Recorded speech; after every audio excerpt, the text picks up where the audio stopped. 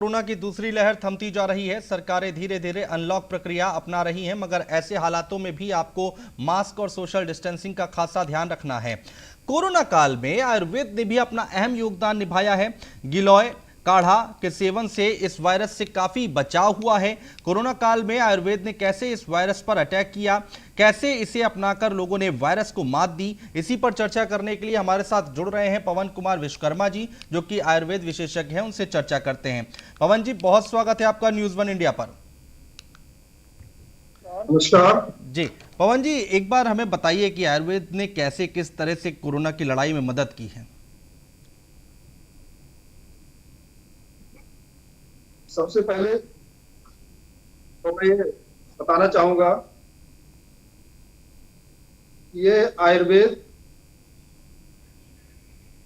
एक evidence based science है। जी। आयुर्वेद एक एविडेंस बेस्ड साइंस है। ये बहुत ही लंबे समय से जी। टाइम टेस्टेड साइंस है। ठीक है। इसमें तो लोग सवाल उठा रहे हैं कि ये एविडेंस बेस्ड नहीं है, तो ये सिर्फ इसी से सिद्ध होता है कि ये सदियों से, आज से 5000 साल पहले से ये आयुर्वेद चला रहा है और आज भी उसके सिद्धांत, उसकी मेडिसिन ये आज भी प्रासंगिक है। एक छोटा सा उदाहरण मैं देना चाहूंगा इसकी एविडेंस को लेकर के। जैसे पांडु रोग होता है, पांडु रोग को मॉडर्न में हम एनीमिया कहते हैं। एनीमिया, रक्त अल्पता या खून की कमी, इसके लिए आचार्य चरक ने आज से 4000-5000 वर्ष पूर्व ही उन्होंने नवायस लौह, जिसमें कि आयरन होता है, लोहा होता है, उससे बनी मेडिसिन का प्रयोग बताया। तो एक छोटा सा मैं एक एग्जाम्पल से दे रहा हूं जिससे लोगों को ये लगे कि ये आयुर्वेद कोई मजाक नहीं है कि कहे एविडेंस लाओ, आज जगह जगह दीजिए कहते एविडेंस लाइए, एविडेंस लाइए। ये जो आयुर्वेद है ये पूरी तरह से साइंटिफिक है, एविडेंस बेस्ड है, टाइम टेस्टेड है। हमारी बहुत सी चीजों को जो है हाईलाइट नहीं किया जाता। दूसरा एग्जांपल मैं और बताना चाहूंगा, फिर इसके बाद में कोविड पे आऊंगा। कोविड में क्या रोल रहा है इसका जी।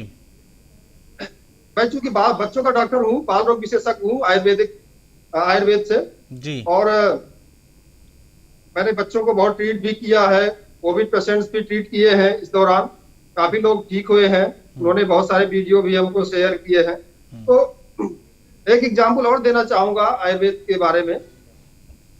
पहले के जमाने में क्या होता था कि बच्चों को जन्म के बाद मधु और घृत चटाया जाता था, शहद और घी चटाया जाता था, थोड़ा सा लेकर के। जैसे ही बच्चे का जन्म होता था उसके बाद हम जो है घी और शहद चटाते थे। लेकिन आजकल क्या हो रहा है, डिलीवरी मॉडर्न हॉस्पिटल्स में हो रही है। वहां के पीडियाट्रिशियन ने क्या कहा कि आपको कुछ भी नहीं चटाना, इवन आपको शहद नहीं चटानी, घी भी नहीं चटाना। तो इससे क्या हो रहा है, इस बच्चे जल्दी हाइपोग्लाइसीमिया में जाते हैं।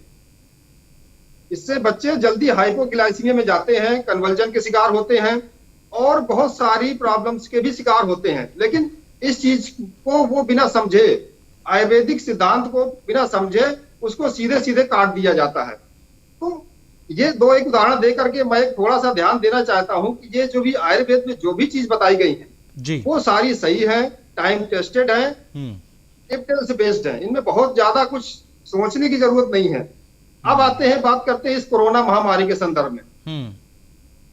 ये जो कोरोना महामारी है ये मॉडर्न साइंस के अकॉर्डिंग तो नई बीमारी है। इस तरह की बीमारियां हमारे समाज में पहले भी हुआ करती थी जी। ऐसी बीमारियों का जो वर्णन है हमारे चरक संहिता मिलता है। वहां पर एक टर्म आता है जनपदोपध्वंस। जनपदोपध्वंस मतलब जिस बीमारी में पूरा जनपद के जनपद, पूरे राष्ट्र के राष्ट्र, बड़े मास लेवल पे जहां पे नुकसान होता है, ऐसी बीमारियां पहले भी हुई है। और उन बीमारियों का जो मूल कारण बताया उन्होंने आयुर्वेदिक, दैट इज अधर्म। अधर्म बहुत तरह का हो सकता है, वो उसके पीछे मूल रीजन बताया और उसका ट्रीटमेंट भी उन्होंने जो है डिसाइड किया। उस समय बताया कि हमें क्या करना चाहिए उसके ट्रीटमेंट। उस समय भी उन्होंने आइसोलेशन की बात कही। उस समय उन्होंने कहा कि दान करना चाहिए, तब करना चाहिए, होम करना चाहिए।